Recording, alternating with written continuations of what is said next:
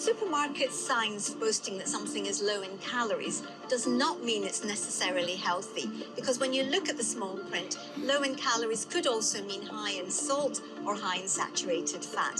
So I think supermarkets need to be looking at the overall healthiness of a meal. Well, we know that teenagers drink around 30% of their sugar intake through soft drinks, so that's an easy win. Cut down the sugar in soft drinks. I think the unintended consequences of looking too much at sugar is that we might be demonizing foods that otherwise have healthier aspects. If we look at salt as a model, we've been really successful with cutting down on salt over the years. We haven't told the consumer, and the industry has been fantastic.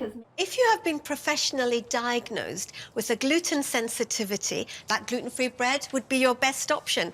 But if you're choosing gluten-free because you think it's healthier, you could actually be missing out on important nutrients such as B vitamins and fibre that you'd get from wheat. Because you hear that thing, you know, no carbs before marbs, get rid of the carbs, you lose weight, it's better for you. Carbohydrate is an essential part of a varied diet, and think about your hungry workers on the farm. They're going to need that fuel to get through the rest of the day. Right, so it's the fuel that powers your engine. Precisely, yes. It could be counterproductive to go to extremes of lots of meat-based foods or a completely vegan diet.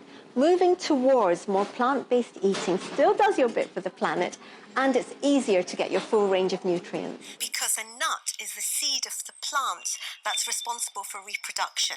So the nutrients and the energy that's in that tiny seed is enough to make it grow into a brand new plant. So Brazil nuts are the richest dietary source of selenium.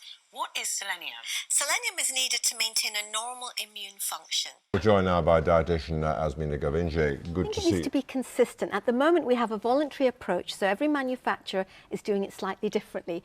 But if everybody had to put labels on the front of packs in the same way, let's say a traffic light, so you know that red means stop and try to find an amber instead.